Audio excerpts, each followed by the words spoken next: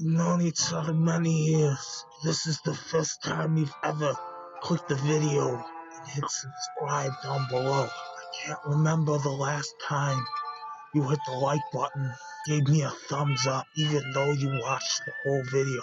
I understand. Now you come to me and say, Tyler, review The Godfather. You don't ask with respect. You don't hit subscribe. You don't even think to call me Millennial movie fan. Instead, you come to my house on the day of my retro review and ask me to do you this kindness.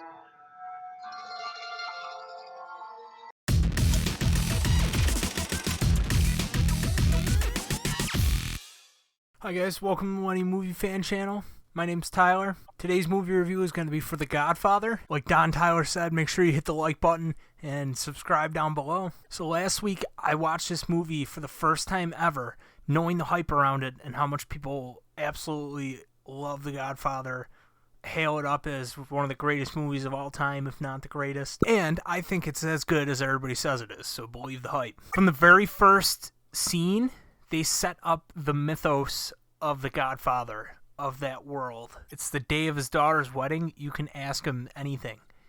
Any service he could provide you, you can go to him and ask him, and he can't refute you. I also like the 5 crime families, how they get together, how they operate. That kind of world building is cool that they set up. It makes you enthralled with what's going on right away, and you're already interested. You're encapsulated, and you want to learn more about all these gangster characters and unique kind of people that are coming in and out and that are essential to the story. The whole opening scene builds up Don Corleone's character. These really tough gangster guys are rehearsing what they're going to say when they get in front of this guy, because that's how much they respect him, but also how much they're afraid of him.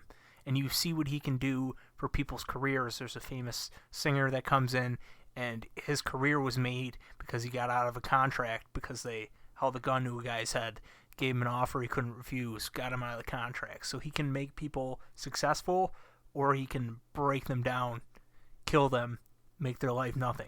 So it's really important to get in good with him, to be careful what you ask him so you're not on their bad side, but to also present yourself in a way that you can gain their trust and be on the inner circle, or on the inside, or be an ally to the mob. But it's important to get it right, because you know what being in his debt would mean. Al Pacino's character Michael, he's like the prodigal son. He rejects the family business, and then he's joined the service. He comes back, and he kind of doesn't want to be involved with what's going on. He's more focused on his relationships. He's got a girl with him. He brings the girl to the wedding, and he's kind of hesitant to get her involved with what's going on, or really be honest with her about what's going on. He eventually does, and he just, for the time being, is focused on being his own man, possibly having a family, being a family man. He doesn't really want anything to do with that, and everybody kind of accepts that generally, but they still welcome him back with open arms. The Don is always like, where's Michael? Where's Michael? And he's always looking for him before they take pictures and stuff. So he's always near and dear to the family, but he's kind of the black sheep where he had gotten away and didn't look like he was going to be a part of things until, unfortunately, he's dragged into everything with a war between the crime family. He becomes more and more involved, and then he seeks vengeance for the death of his brother, Sonny, for his first wife, for his sister being abused by her husband, and all the betrayals and the assassination attempts that come from his father being dead and them appearing to be weak. They kind of take shots at the organization because they think that without the Don, they can't survive, and they're ready for the taking. Marlon Brando is obviously amazing in this. I'm pretty sure he won an Oscar. I think Al Pacino did too for this movie.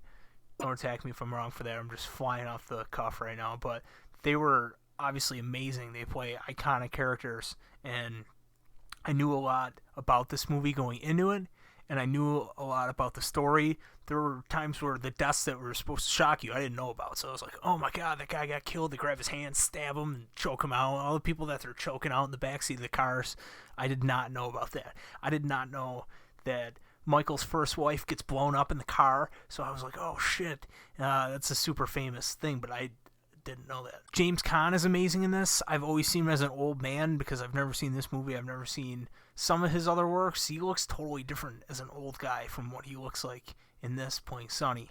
So I totally didn't recognize him. I was like, that's the dad from Elf? Robert Duvall is awesome in this too. His character is kind of running everything. When Don Corleone is down for the count, he's kind of making sure things run smoothly. He's the right-hand man to the Godfather, to whoever's in charge when the Godfather's not around. He really keeps the ship running smoothly. They all had a lot of depth in their motivations and their characters and who they were and why they did what they did. Francis Ford Coppola really directed the shit out of this movie, and the Godfather score is incredible too. The music, I played a little bit of it earlier, it's awesome. You can really see how this movie impacted like every other movie that came before it. Little references pop up here and there and everything. It's 3 hours long, and I honestly wish it was longer. At the time of me recording this, I haven't seen The Godfather 2 yet, which will be my movie review for next week. So this is kind of an isolated review, just reviewing the first movie. This movie is 3 hours long, but I wish it was longer. So I can't wait to watch The Godfather 2 because I haven't seen that yet either. And I can't wait to just sink my teeth into that movie and digest it like I did for this one, because this movie is just amazing. I want to sit down and watch it again. It was crazy. Yeah, guys, so that's my review for The Godfather, Godfather 1. If you've never seen it before like me, definitely sit down and watch it. People always talk about it, and I was like, it can't be that good. I mean, I just kind of accepted it because you never hear anybody say they don't like it, and you know that things were inspired by it, and you see the references in pop culture, so you know this movie is impactful and really sits with people, and it's definitely something worth watching.